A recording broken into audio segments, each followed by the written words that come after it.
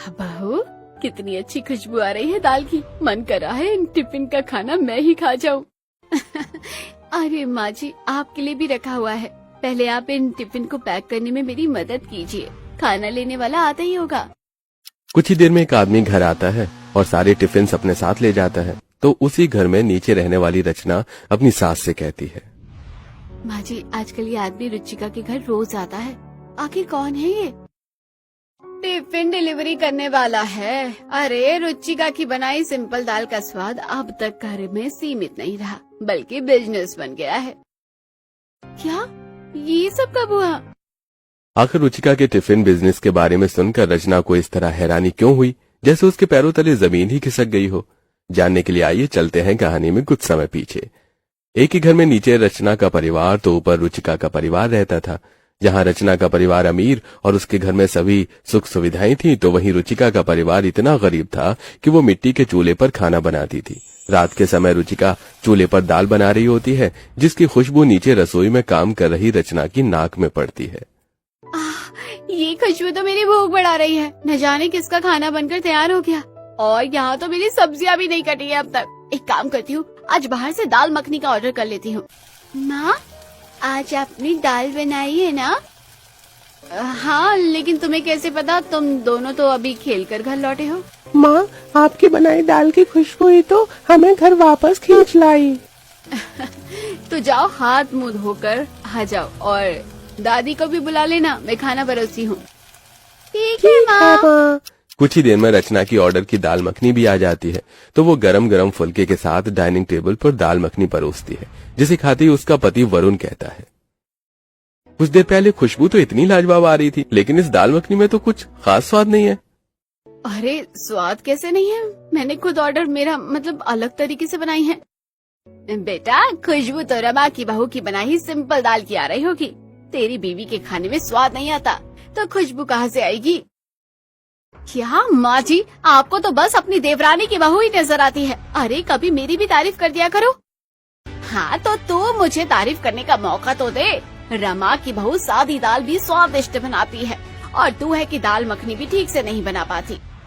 रहने दीजिए, मुझे तो लगता है आपके मुंह का स्वाद ही बिगड़ गया है। जहाँ रचना के घर वाले उसकी दाल मखनी में 10 कमियां निकाल रहे होते हैं, वहीं रुचिका का परिवार सिंपल दाल चावल मजे से खाते हैं। सच में रुचिका, दाल बहुत स्वादिष्ट बनाई है। खाकर मजा आ गया। आप बिना झूठी तारीफ करना बंद कीजिए।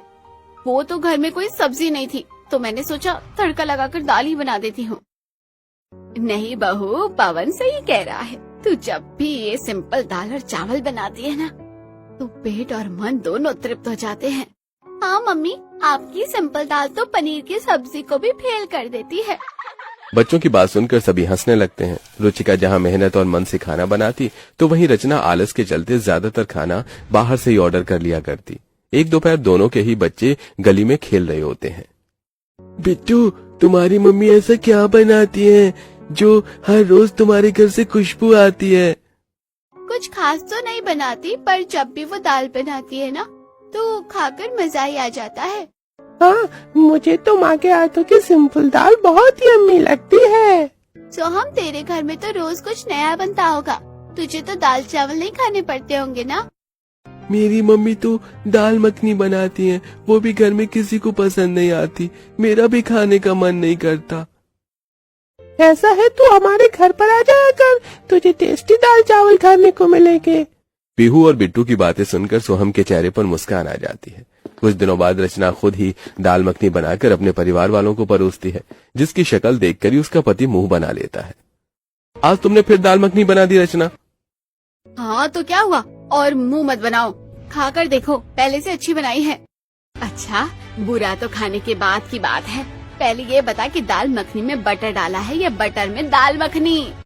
माँ जी, थोड़ा बहुत ऊपर नीचे हो जाता है बनाते वक्त, आप खाकर देखिए ना। रचना, दाल ढंग से पकी भी नहीं है, ऊपर से इसमें नमक का कोई अता पता ही नहीं है। मैंने तो पूरे 2 चम्मच नमक डाला था।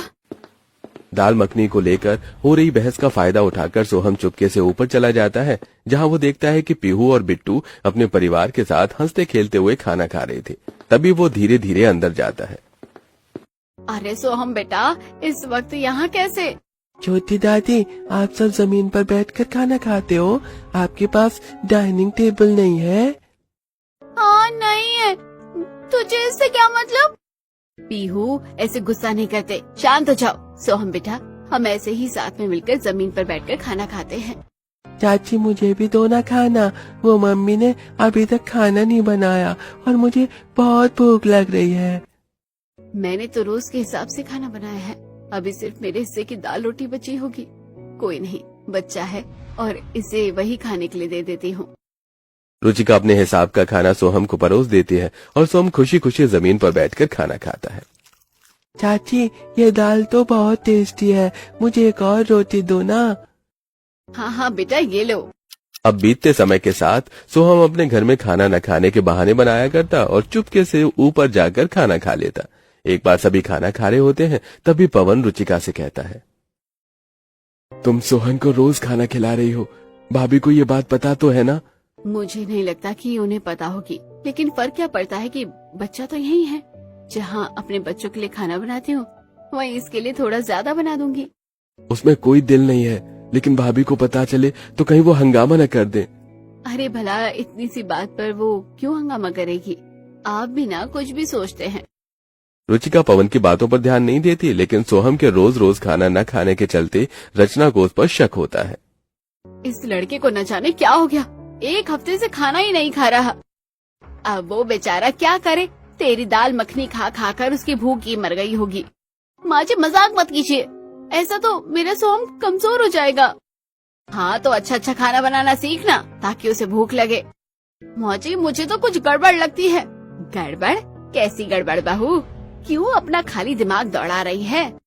अगले दिन सोहम फिर घर में खाने के लिए मना कर देता है तो रचना उसे बहुत डांटती है, लेकिन वो फिर भी खाना नहीं खाता। कुछ देर बाद रचना को अपने किए पर पछतावा होता है। एक तो मेरा बेटा खाना नहीं खा रहा, ऊपर से मैंने आज उसे इतना डांट दिया कि मैं अभी जाकर उसे देखती हूँ, प्यार से समझाकर खाना खिला देती हूँ। रचना कमरे में से बाहर आती है तो देखती है कि सोहम दबे पांव सीढ़ियां चढ़कर रुचिका के घर में चला जाता है। रचना भी उसके पीछे पीछे पहुंचती है तो देखती है कि सोहम रुचिका के परिवार के साथ बैठकर दाल चावल खा रहा होता है। तभी वो गुस्से में अंदर आकर कहती है, अच्छा, इन गरीबों के घर खाने के लिए तू मेरे हाथ का बना खाना नहीं खा रहा था? मम्मी, आप यहाँ, मैं तो बस। दीदी, गुस्सा मत कीजिए, बच्चा है, उसे मेरे हाथ का बना खाना अच्छा लगा तो कभी कभी खाने आ जाता है। तुम तो चुप ही रहो। अरे ये तो बच्चा है, इसे अमीर गरीब का फर्क नहीं पता, लेकिन आप लोग तो समझदार है ना। बताओ, मेरे जमीन पर बैठकर ये सस्ते से चावल खिला रहे हैं। रचना की आवाज सुनकर सुधा और वरुण भी ऊपर आ जाते हैं। तभी रमा कहती है, बहू, क्यों छोटी सी बात का पतंगड़ बना रही है? बच्चों के साथ मिलकर तेरे बेटे ने खाना ही तो खाया है। हाँ रचना, जरा सी तो बात है।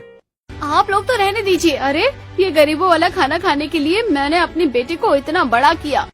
मम्मी, गुस्सा मत करो, चाची मुझे अच्छा खाना खिलाती हैं। ठीक है, खाना खा लिया ना, तो अब नीचे चलकर पिटाई खा।